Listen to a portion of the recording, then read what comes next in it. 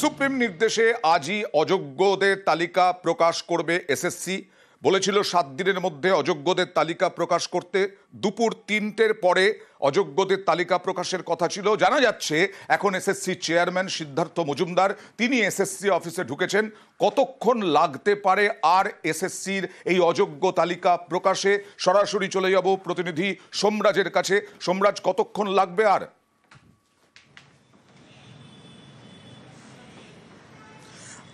দেখো, আর 1.5 থেকে 2 ঘন্টার অপেক্ষা, তারপরই তালিকা প্রকাশ করে দেওয়া হবে, অযোগ্যদের তালিকা প্রকাশ করে দেওয়া হবে। ইতিমধ্যেই এসএসসি চেয়ারম্যান কমিশনের অফিসে এসে পৌঁছেছেন এবং যেটা সূত্র মারফত জানা যাচ্ছে তিনি কমিশনের অফিসে পৌঁছেই মূলত এসএসসি সচিব সহ যারা আধিকারিকরা রয়েছেন তাদের সঙ্গে তালিকা নিয়ে বৈঠক শুরু করলেন। যেটা আমি আগেই জানিয়েছিলাম যে তালিকা যাচাই হবে, এসএসসি চেয়ারম্যান তিনি সর্বশেষভাবে তালিকা যাচাই করবেন এবং সেই তালিকা যাচাইয়ের পরেই টেকনিক্যালি যে সময়টা লাগে তালিকা আপলোড হতে সেই সময়টা লাগবে এবং সেই কারণেই আরও 1.5 থেকে 2 ঘন্টা সময় লাগবে। কিন্তু যেটা সূত্র মারফত জানা যাচ্ছে অফিস ওয়ার্কিং আওয়ার্সের মধ্যেই, অর্থাৎ সন্ধে 6টার মধ্যেই যাতে তালিকা প্রকাশ করা যায়। আর 1.5 থেকে 2 ঘন্টা মানে তুমি বলতে চাইছো 5টা 5:30টার মধ্যে তালিকা প্রকাশ হয়ে যাওয়ার কথা। এই যে তালিকা যাচাই, যে বারবার বলছো অযোগ্যদের তালিকা যাচাই করে অযোগ্যদের নাম প্রকাশ হবে, এটা কি পদ্ধতিতে হচ্ছে সোমরাজ?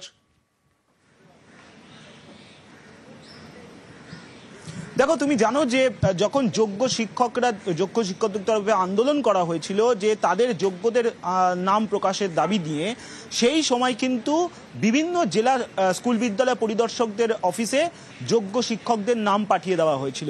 সেই নামের তালিকা এবং অযোগ্যদের তালিকা দুটি পাশাপাশি রেখে যাচাই করা হচ্ছে যাতে কোনো রকম গাফিলতি না হয়। আগামী 7 ও 14ই সেপ্টেম্বর এসএসসির নিয়োগের লিখিত পরীক্ষা রয়েছে।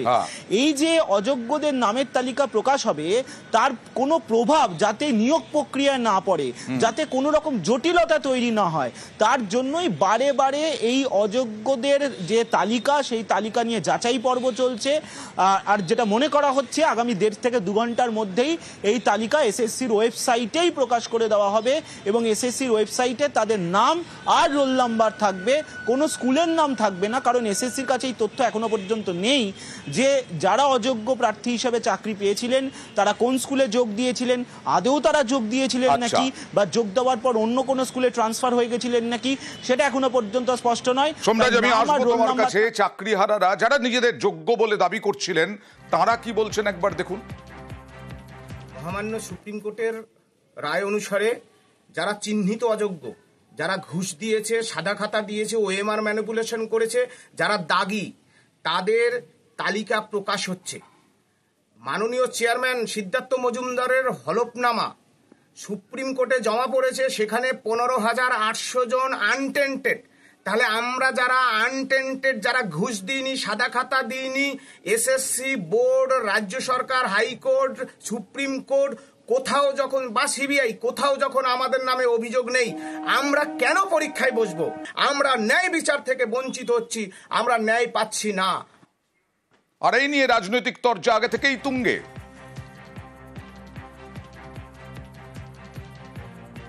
এই বোধোদয় যদি আগেই হতো তাহলে তো যারা যোগ্য তাদের তো কোনো পরীক্ষা দিতে হতো না। গাধা জল খায় ঘোলা করে খায় নাকি, এর মধ্যে কোনো দূরভিসন্ধি আছে? নেতাদেরকে টাকা দিয়ে যারা চাকরি পেয়েছে, যাদেরকে টেন্টেড বলা হচ্ছে, তাদেরকে আমি অনুরোধ করব আপনাদের নাম যদি লিস্টে আসে তাহলে আপনারাও এটি লিস্ট জারি করুন যে কোন তৃণমূল নেতাকে আপনাদের কত টাকা দিতে হয়েছিল। জেলায় জেলায় পাবলিশ করুন, না করতে পারলে আমাদেরকে দিন।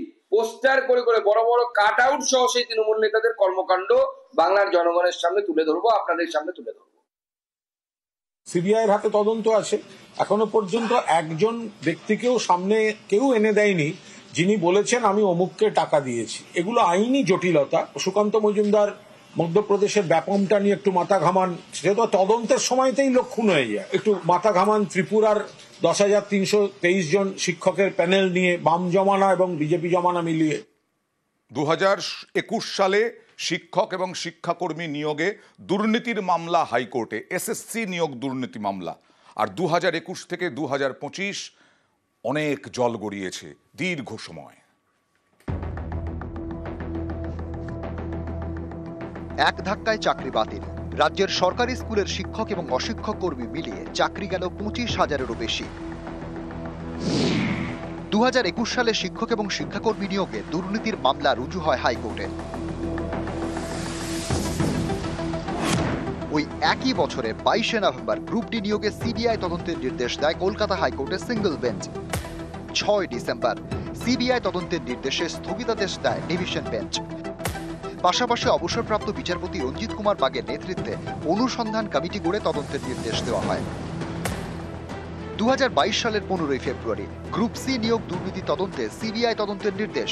এরপর এই মামলায় স্থগিতাদেশ দিয়ে গ্রুপ সি নিয়োগেও বাগ কমিটিকে তদন্তের নির্দেশ। 7 এপ্রিল 2022 নবম দশম শিক্ষক নিয়োগে সিবিআই তদন্তের নির্দেশ দেয় সিঙ্গল বেঞ্চ।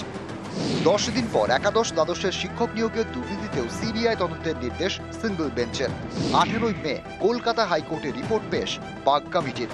রিপোর্ট দেখে এসএসসির সব নিয়োগে সিবিআই তদন্তের নির্দেশ দেয় বিচারপতি সুব্রত তালুকদারের ডিভিশন বেঞ্চ।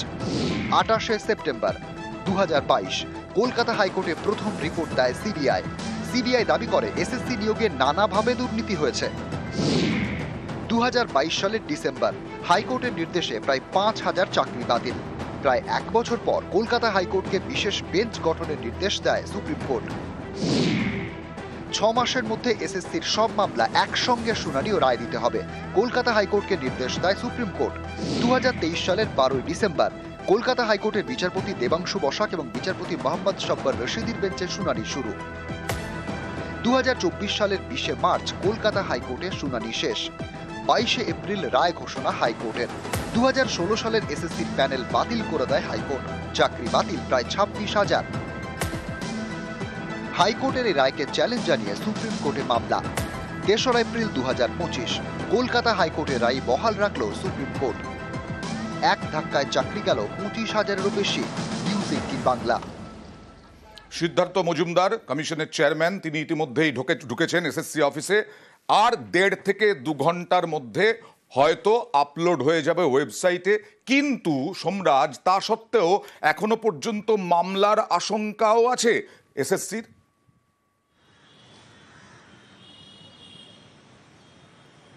দেখো, মামলার আশঙ্কা তো আছেই, তার কারণ এসএসসি মনে করছে যে এই অযোগ্যদের তালিকা প্রকাশের পর ফের নতুন করে মামলা হতে পারে। আর সেই কারণেই এসএসসি বারবারই এই অযোগ্যদের তালিকা যাচাই করে নিচ্ছে। যাচাই করে নেওয়ার জন্যই সময় লাগছে বেশ কিছুটা। সকালবেলায় আমরা জানিয়েছিলাম যে তাড়াহুড়ো নয়, বরং আরও সময় নিয়ে এই তালিকা প্রকাশ করা হয়, যাতে এই অযোগ্যদের তালিকা নিয়ে নতুন করে ফের কোনো জটিলতা তৈরি না হয়। যেখানে আর মাত্র 1 সপ্তাহ সময় বাকি রয়েছে এসএসসির নিয়োগের লিখিত পরীক্ষার জন্য। আগামী 7 সেপ্টেম্বর নবম ও দশমের নিয়োগের লিখিত পরীক্ষা রয়েছে।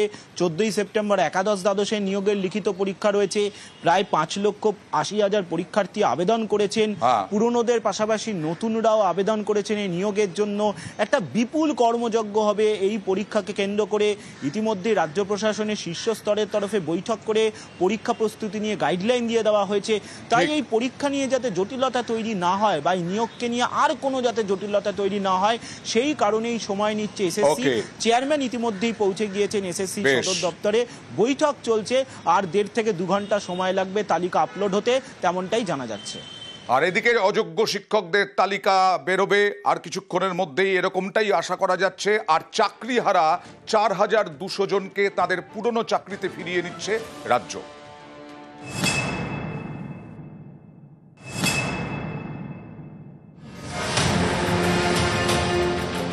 বৃহস্পতিবার সুপ্রিম কোর্টে ভর্ৎসনার মুখে পড়ে স্কুল সার্ভিস কমিশন। দেশের শীর্ষ আদালত নির্দেশ দেয় 7 দিনের মধ্যে অযোগ্যদের তালিকা প্রকাশ করতে হবে। শুক্রবার এসএসসির আইনজীবী কল্যাণ বন্দ্যোপাধ্যায় আদালতে জানিয়েছেন, শনিবারের মধ্যেই চিহ্নিত অযোগ্যদের নামের তালিকা প্রকাশ করার চেষ্টা হচ্ছে। সুপ্রিম কোর্ট যেটা বলেছেন সেটা মানতেই হবে। তা আমাদের এসএসসিকে আমরা বলবো যে এসএসসি, এটা আমাদের যিনি আইনজীবী আছেন সম্মানীয় সাংসদ কল্যাণ বন্দ্যোপাধ্যায়, তার মতো কথা মতো তিনি যে গাইডলাইন দেবেন সেই অনুযায়ী এসএসসি সুপ্রিম কোর্ট যা নির্দেশ দিয়েছে সেটাই করবে। কিন্তু আমাদের অবশ্যই আমরা আইনি পরামর্শ নিয়ে আমরা কল্যাণদা বলবেন যেটা সেটাই করবো। সম্প্রতি কয়েকজন চাকরি প্রার্থী সুপ্রিম কোর্টে অভিযোগ করেন, অযোগ্য চাকরি প্রার্থীরাও সেপ্টেম্বরে হতে চলা পরীক্ষার অ্যাডমিট কার্ড পেয়ে যাচ্ছেন। এদিনের শুনানিতে দেশের শীর্ষ আদালত মন্তব্য করে, অযোগ্যরা কোনোভাবেই 7 এবং 14 সেপ্টেম্বরের পরীক্ষায় বসতে পারবেন না। পরীক্ষার উপর কড়া নজর রাখছে আদালত। এরপরেই এসএসসির আইনজীবী কল্যাণ বন্দ্যোপাধ্যায় বলেন, কোনো দুর্নীতিগ্রস্ত অযোগ্য প্রার্থী পরীক্ষায় বসতে পারবেন না। অনলাইন আবেদনে কোনো অযোগ্য প্রার্থী নজরে এলেই তাকে বাদ দেওয়া হচ্ছে। পরীক্ষার আগে এবং পরেও দেখা হবে কোনো অযোগ্য প্রার্থী ভুলবশত পরীক্ষায় বসে গিয়েছেন কিনা। শুনানির সময় মামলার সঙ্গে যুক্ত বাকি আইনজীবীদের উদ্দেশ্যে কল্যাণ বন্দ্যোপাধ্যায় বলেন, দুর্নীতিগ্রস্ত কেউ অ্যাডমিট কার্ড পেয়েছেন এমন জানতে পারলে পশ্চিমবঙ্গ সরকারের আইনজীবীকে জানান, আমাদের ওপর ভরসা রাখুন। গত 3 এপ্রিলে এসএসসি 2016 শিক্ষক নিয়োগের প্যানেল বাতিল করে দেয় শীর্ষ আদালত। একই সঙ্গে আদালত এও নির্দেশ দেয় যে এই প্যানেলে নাম থাকা চাকরি প্রার্থী চাইলে তার আগের চাকরিতে ফিরতে পারেন। এমনই 4200 চাকরি প্রার্থীকে তাদের আগের চাকরিতে ফিরিয়ে নিচ্ছে রাজ্য সরকার। শুক্রবার তাদের ছাড়পত্র দেওয়া হয়। আগামী সপ্তাহ থেকে তারা নিয়োগপত্র পাবেন। নিউজ 18 বাংলা।